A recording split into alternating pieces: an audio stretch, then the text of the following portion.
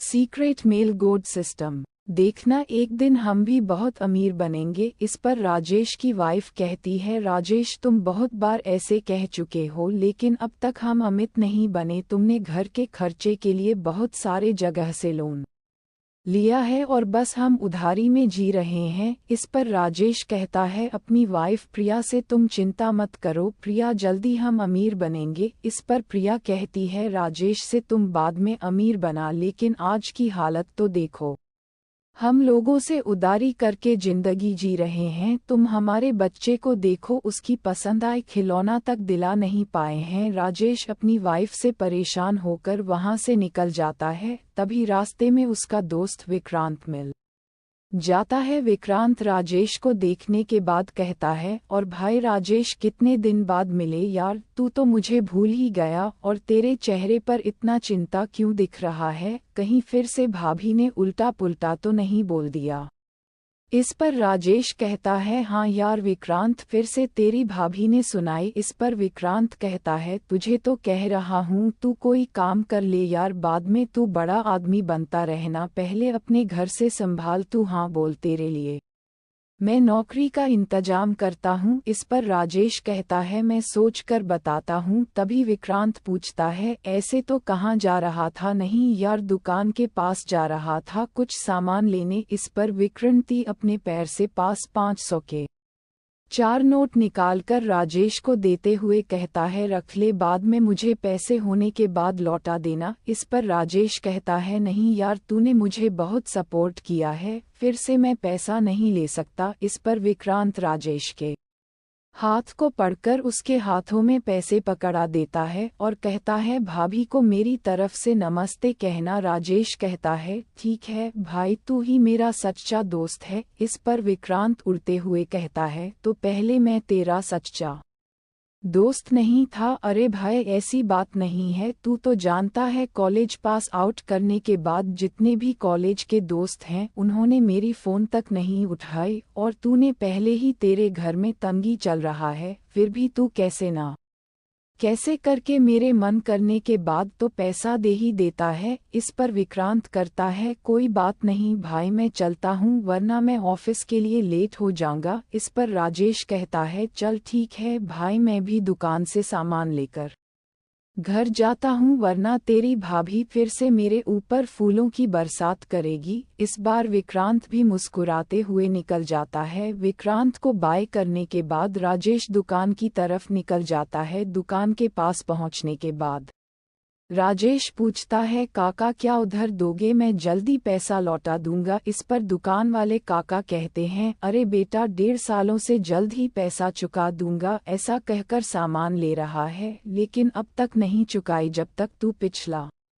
वाला उधार क्लियर नहीं करता, मैं उधर नहीं दूंगा। ऐसा कहकर काका ग्राहक को सामान देने लगे। इस पर राजेश कहता है, अरे काका, मैं उधारी का पैसा जल्द ही चुका दूंगा। इस पर काका कहते हैं, पिछले वाला क्लियर करो तब मैं उधार दूंगा। इस बार राजेश मान जाता है और फिर विक्रांत के दिए हुए पैसों से घर के लिए सामान खरीदकर घर की तरफ निकल जाता है। जैसे ही घर के पास पहुंचने के बाद अंदर जाने वाला ताकि तभी उसे अंदर से आवाज आती है, प्रिया, तू उसे लड़के से तलाक ले ले, मैं तेरे लिए एक अच्छा लड़का ढूंढ लूंगा। इस पर प्रिया की झल्लाई हुई आवाज आती है, माँ तुम फिर से हुई बात पर आ गई, तुम जानते हो ना मैं राजेश से प्यार करती हूँ और कैसे उसे छोड़कर मैं जा सकती हूँ। तभी राजेश अंदर आ जाता है। प्रिया की नज़र भी राजेश की तरफ जाती है और प्रिया राजेश की तरफ देखते हुए कहती है, तुम कहाँ गए थे? इस पर राजेश कहता है, मैं दुकान गया था कुछ सामान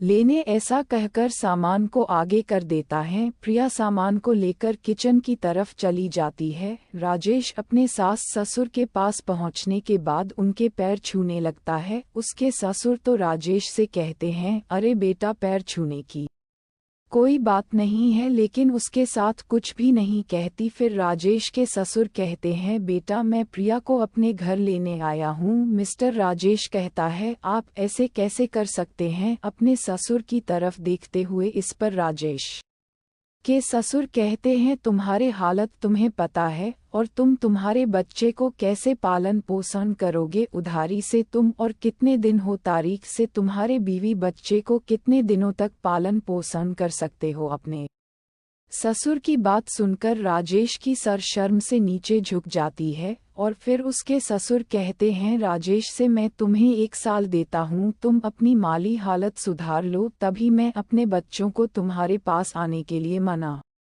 नहीं करूँगा। तब तक के लिए मेरी बच्ची और मेरा पोता हमारे घर में हमारे साथ रहेंगे। अगर तब तक तुम अपनी माली हालत नहीं सुधरोगे तो मैं अपनी बच्ची को तुमसे तलाक लेने के लिए कह दूंगा और फिर किसी और लड़के से शादी करवा दूंगा। इस पर राजेश कुछ नहीं कहता है और घर के अंदर चला जाता है। अंदर जाकर देखा है तो प्रिया अपने कपड़े पैक कर रही थी। राजेश पूछता है क्या तुम तुम्हारे मायके जाना चाहते हो, इस पर प्रिया हाँ कहती है। राजेश कहता है प्लीज तुम छोड़कर मत जाओ, मैं तुम्हारे बिना जी नहीं पाऊंगा। इस पर प्रिया पूछता है तुम अपने बच्चे को कैसे पालोगे, ऐसी तंगी हालत में कितने दिन तक तुम कर्ज लेते रहोगे, मैं हमारे बच्चे को एक अच्छी परवरिश देना चाहता हूँ और अच्छा जिंदगी। इस पर राजेश कहता है ठीक है, मैं 1 साल में मेहनत करके अच्छे से रहने की व्यवस्था करने के बाद फिर से तुम्हें अपने साथ रहने के लिए मनाने जाऊंगा, फिर तो कोई दिक्कत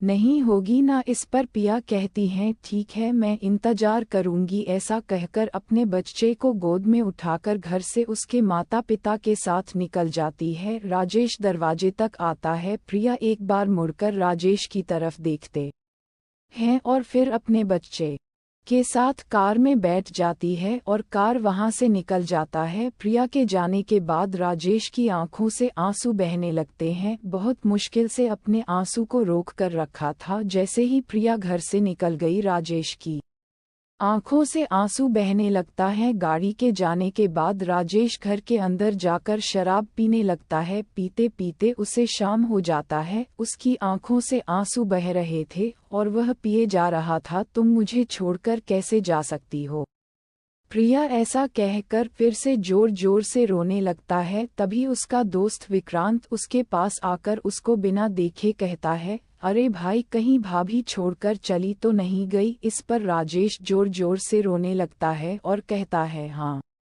भाई, प्रिया मुझे छोड़कर चली गई। विक्रांत राजेश की तरफ मुड़ता है और राजेश कैसे हालात देखकर कहता है भाई तू चिंता मत कर, भाभी तेरे मनाने के बाद मान जाएगी। ऐसे भी तू भी जानता है भाभी उतना अमीर होने के बाद भी तेरे से शादी की, क्योंकि भाभी तेरे से प्यार करती थी और इतनी सालों से तेरे साथ ऐसी हालत में भी रही ना, और ऐसे भी बहुत बुरी हालत हो गई थी यार। यश भाभी की धैर्य जवाब दे गया है, तुझे भी समझना चाहिए यार। राजेश देख रहा है ना तेरी हालत कैसी हो गई है, तेरे साथ भाभी भूखी प्यासी भी रही। अब तेरे बच्चे का सवाल था, इसी वजह से भाभी चली गई यार, वरना को तेरे साथ जरूर देती। तो चिंता मत कर, तू कोई काम कर और अच्छे से सेटल हो जा, उसके बाद भाभी को मनाने जाना, भाभी जरूर मान जाएगी। इस पर राजेश कहता है ठीक है भाई, मैं अपनी हालत सुधार लूंगा। ऐसे तू बोल रहा था तो कहीं नौकरी के लिए बात करेगा किसी एचडी नाम के आदमी के पास। इस पर विक्रांत कहता है तू सो जा, कल सुबह बात करते हैं। ऐसा कहकर विक्रांत राजेश को अपने हाथों से सारा देकर बिस्तर के पास ले जाता है और उसे बिस्तर में सुलाने के बाद दरवाजा बंद करके विक्रांत निकल जाता है। अगली सुबह राजेश की आंख फोन की आवाज से खुलता है। राजेश फोन उठाकर कहता है कौन है? अरे भाई, तुम मुझे इतना जल्दी मुझे भूल गया, कल शाम को तो मिले थे यार। ऐसे मैंने एमडी से बात कर लिया है, तो जल्दी से तैयार होकर इंटरव्यू के लिए चला जा। इस पर राजेश कहता है ठीक है भाई, मैं तैयार होकर चला जाता हूँ। इंटरव्यू के लिए राजेश फोन कट करने के बाद तैयार होकर, रात को राजेश ने खाना नहीं खाया था, बची हुई उसे चावल को गर्म करके खा लेता है और टैक्सी लेकर एमडी के ऑफिस के पास पहुंच जाता है। टैक्सी से उतरने के बाद राजेश एमडी के ऑफिस के अंदर चला जाता है। रिसर्च फिनिश के पास पहुंचने के बाद पूछता है आज मेरा इंटरव्यू था, उसे रिसर्च फिनिश से पूछता है। इस पर रिसर्च फिनिश करती है आज हमारे ऑफिस में कोई इंटरव्यू नहीं है। इस पर राजेश कहता है आज यहाँ के बॉस के साथ मेरा इंटरव्यू फिक्स था, देखिए बता दिया होंगे। रिसर्च सीरीज सामने वाले रिसेप्शनिस्ट से पूछते हैं और बताती है राजेश से नहीं कर हमें कोई जानकारी दी नहीं गई है। राजेश ठीक है का कर अपने फ़ोन निकालकर अपने दोस्त को फ़ोन करता है और कहता है अरे भाई तूने एमडी को बता तो दिया था ना, इधर आकर पूछ रहा हूँ। रिसेप्शनिस्ट से तो जाने के लिए नहीं दे रहे हैं, हमारे पास कोई ऑर्डर नहीं आया है कह रहे हैं। इस पर उसका दोस्त कहता है ठीक है भाई रुक फिर एक बार फ़ोन करके कहता हूँ। ऐसा कहकर फ़ोन काट देता है। थोड़ी देर इंतजार करने के बाद रिसर्च फिनिश के पास फ़ोन आता है और रिसर्च फिनिश रहती है सर आप ऊपर जा सकते हैं, सर ने हमें फ़ोन करके बता दिया है। राजेश जल्दी से लिफ्ट लेकर ऊपर चला जाता है और एमडी के ऑफिस के पास पहुंचने के बाद दरवाजा नक करता है। अंदर से एमडी की आवाज़ आती है अंदर आओ। राजेश जल्दी से दरवाजा खोल के अंदर जाता है। अंदर की सानो शक्ल देखकर अपने सर को इधर उधर करने लगता है। तभी उसे आवाज़ आती है अरे तुम राजेश।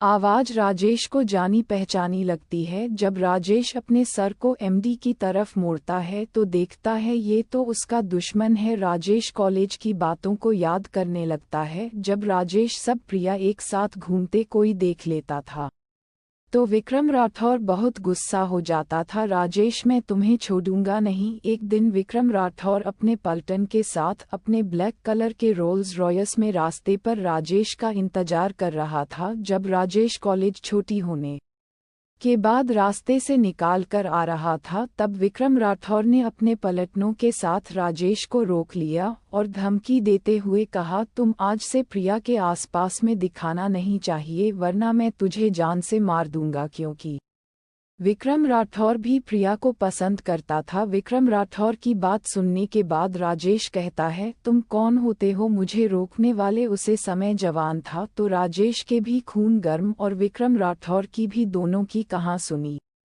हो गई और दोनों ही लड़ाई में घायल हो गए। लेकिन लास्ट में राजेश से ज्यादा घायल हुआ क्योंकि विक्रम राठौर के साथ उसके कई सारे दोस्त भी थे। जब ये सब बात प्रिया को पता चली तो प्रिया ने विक्रम राठौर को धमकी दी कि तुम राजेश के आसपास भी मत दिखाना। लेकिन चुपचाप विक्रम राठौर कैसे ना कैसे तरीके से राजेश को परेशान करता ही था। ऐसे ही दोनों दुश्मन बन गए। तभी विक्रम राठौर की आवाज़ आती है ओए लूजर कहाँ खो गया और तू कहाँ आया है मेरे पास नौकरी करने। तभी राजेश भी अपनी कॉलेज की बातों को सोचते सोचते विक्रम राठौर की आवाज़ से होश में आ गया और कहा अगर मुझे पता होता कि मैं तुम्हारे पास नौकरी के लिए आ रहा हूँ तो मैं नौकरी के लिए आता ही नहीं। तभी विक्रम राठौर की आवाज़ आई मुझे भी तुम्हारे जैसे लेजर की कोई ज़रूरत नहीं है मेरे कंपनी में। राजेश दरवाज़ा खोल के वहाँ से निकल जाता है और रास्ते में जाते हो उसे एक सारा खान दिखता है। वहाँ से 2 बोतल बियर खरीदने के बाद पीते पीते अपने घर की तरफ जाने लगता है और कहता है इसी नौकरी पर मेरी आस थी वह भी मेरा दुश्मन का निकला। साला मेरी किस्मत इतनी खराब क्यों है, साला उन अमीर बाप की औलाद के पास इतनी किस्मत है तो मेरे पास क्यों नहीं। ऐसा कहकर राजेश बियर पीते हुए रास्ते पर चलने लगता है और कहता है मैं जरूर अमीर बनूंगा चाहे जितनी मुश्किल आए। तभी उसे चक्कर आने लगता है और उसके सर में और उसके बॉडी में बहुत ही दर्द होने लगता है। जैसे उसके बॉडी में हजारों सुई चूहा जा रहा था ऐसा दर्द होने लगता है। तभी अचानक दर्द एक झटके में चली जाती है। तभी राजेश को आवाज आता है आपका स्वागत है सीक्रेट मेल गॉड सिस्टम में। राजेश घबराते हुए विशेषता कौन है कहाँ है अपनी शराब की नशे में हेलो मिस्टर राजेश मैं आपके अंदर हूँ और मैं सीक्रेट मेल गॉड सिस्टम हूँ। आपको मैं हर दिन एक टास्क दूंगा इससे आपको secret male god system point मिलेगा। आप उसे सीक्रेट मेल गॉड सिस्टम के स्टोर में जाकर रेडियम कर सकते हैं। Rajesh secret male god system को भूत सोचकर जल्दी से दौड़ने लगता है। जल्दी राजेश घर के पास पहुंच जाता है और दरवाजा खोलने के बाद दरवाजा बंद करके अंदर जाकर बिस्तर पर लेट जाता है। नशे में होने के कारण जल्द ही राजेश गहरी नींद में सो जाता है। अगली सुबह अलार्म की आवाज़ से राजेश उठता है, तभी उसे आवाज़ आती है, आपका स्वागत है mister Rajesh secret male god system में। आपका आज का मिशन है 5 किलोमीटर दौड़ना। आपको मिलेंगे 100 secret male god system point. अरे पहले लेवल की एक्सरसाइज की किताब। अगर आप मिशन को नहीं करते हैं तो आपको 30 सेकंड के लिए बिजली का झटका मिलेगा। अगर आप ऐसे ही मिशन को नहीं करेंगे तो धीरे धीरे बिजली का झटका का टाइम भी बढ़ाते जाएगा। आपको मिशन करने के लिए आज रात 12 बजे तक टाइम है। राजेश सोचता है ये क्या है, और फिर भूत भूत चिल्लाने लगता है। तभी सिगरेट मेल गॉड सिस्टम से आवाज आती है, आपने सिगरेट मेल गॉड सिस्टम का बेइज्जती किया है, इसके लिए आपको 30 सेकंड का बिजली का झटका पनिशमेंट दिया जाता है। तभी राजेश के बॉडी में झटका के ऊपर झटका लगने लगते हैं। राजेश के मुंह से दर्द की आवाज भी नहीं निकलती है और 30 सेकंड पूरा होने के बाद बिजली का झटका अचानक ही बंद हो जाता है। राजेश बिजली के झटका के कारण बहुत ही कमजोर हो गया था और वह सोचता है मुझे 5 किलोमीटर दौड़ना होगा, नहीं मुझे फिर से बिजली का झटका नहीं खाना है। ऐसा सोचकर अपनी कमजोरी हालत को ना देखते हुए जैसे तैसे शूज पहना है और दौड़ने लगता है। 1 किलोमीटर दौड़ने के बाद राजेश बहुत ही थक जाता है, क्योंकि जब से कॉलेज से निकला है तब से उसने कोई भी सपोर्ट की एक्टिविटी नहीं की है। इसी वजह से उसे बहुत थकान हो रही थी। लेकिन जैसे उसे सुबह की बिजली की झटका याद आती है, उसके अंदर कहीं से एनर्जी आ जाता है और पहले जितने तेजी से दौड़ने लगता है। जैसे तैसे करके 5 किलोमीटर दौड़कर अपना मिशन पूरा कर लेता है। तभी उसे आवाज आती है, अपने मिशन पूरा किया है, आपको सिगरेट मेल गॉड सिस्टम की तरफ से 100 secret male god system point मिलता है और आपको बेसिक लेवल एक्सरसाइज की किताब मिलती है। आप secret male god system point को मेल गॉड स्टोर में जाकर रिडीम कर सकते हैं। तभी राघव को उसके साथ में दर्द होने लगता है और उसे पहले से एक्सरसाइज जितनी ज्ञान था उससे ज़्यादा जानकारी उसके सर में आने लगते हैं, कैसे परफेक्ट एक्सरसाइज करें। तभी राजेश कहता है, सीक्रेट मेल गॉड सिस्टम, क्या मैं तुम्हें सिर्फ सिस्टम कह सकता हूँ? इस पर सीक्रेट मेल गॉड सिस्टम की तरफ से आवाज आती है, नामकरण करने के लिए धन्यवाद, आप सिस्टम कहकर बुला सकते हैं। तभी राजेश कहता है, सिस्टम मुझे मेल गॉड स्टोर पर लेकर जाओ। तभी राजेश उसके दिमाग में एक स्टोर के पास पहुंच जाता है। उसे कई सारी चीज दिखने लगते हैं, कई सारे स्किल, और दूसरी तरफ उसे उसका स्किल भी दिख रहा था। वह अपनी स्कूल देखकर चौंक जाता है, क्योंकि उसके ज्यादा स्किल नहीं थे, लेकिन सभी स्किल बहुत लो लेवल पर थे। तभी राजेश कहता है, सिस्टम मुझे अभी कौन सा स्किल लेना चाहिए? इस पर सीक्रेट मेल गॉड सिस्टम की तरफ से आवाज आती है, आपको सीक्रेट मेल गॉड बना है, इसके लिए सबसे पहले आपको सिंगिंग की स्किल लेना चाहिए। इस पर राजेश कहता है, ठीक है, मुझे सिंगिंग के स्केल दे दो। तभी सिस्टम से आवाज आती है, आपको इस स्केल के लिए 50 पॉइंट देने होंगे। इस पर राजेश हाँ कहता है। तभी सिस्टम से आवाज आती है, आपके 50 पॉइंट कट चुके हैं और आपको सिंगिंग स्किल आपकी बॉडी में रिलीज कर दिया गया। तभी राजेश को उसके गले के पास ठंडक महसूस होने लगती है और थोड़ी देर बाद चली भी जाती है और उसके सर में सिंगिंग की सारी जानकारी आने लगती है। तभी राजेश अपने लिए और इसके देखने लगता है। तभी उसे स्किल दिखती है, मेमोरी बूस्टर। मेमोरी बूस्टर की तरफ देखते हुए राजेश सिस्टम से पूछता है, ये किस काम के लिए है? इस पर सिस्टम से आवाज आती है, इस स्केल से आप जो भी चीज हो जल्दी याद हो जाएगा, लोगों से 5 गुना ज्यादा। इस पर राजेश कहता है, इस स्कूल के लिए कितना पॉइंट चाहिए? सिस्टम से आवाज आती है, 50 पॉइंट। राजेश कहता है, रिलीज कर लो। जैसे राजेश ऐसा कहता है, उसके अकाउंट से 50 पॉइंट कट जाते हैं और अभी आपके अकाउंट पर सिर्फ 0 पॉइंट है। तभी राजेश को अपने सर में लावा की तरह गर्मी महसूस होती है और थोड़ी देर बाद चली भी जाती है। तभी उसे जो कॉलेज में समझ में नहीं आता था, अब उसे समझ में आ रहा है। हेलो दोस्तों, बस आज का चैप्टर इतना है। अगर आपको एक कहानी पसंद आती है तो आप मुझे 5 स्टार रेटिंग दे और लाइक शेयर सब्सक्राइब जरूर करें, वरना मेरा मोरल डाउन हो जाएगा और मैं आगे और अच्छी तरीके से कहानी लिख नहीं पाऊंगा। अगर कहानी को आपको बहुत ही इंटरेस्टिंग रखना तो मुझे भी खुश करें और आप भी कहानी में खुश रहेंगे। तब तक के लिए बाय बाय।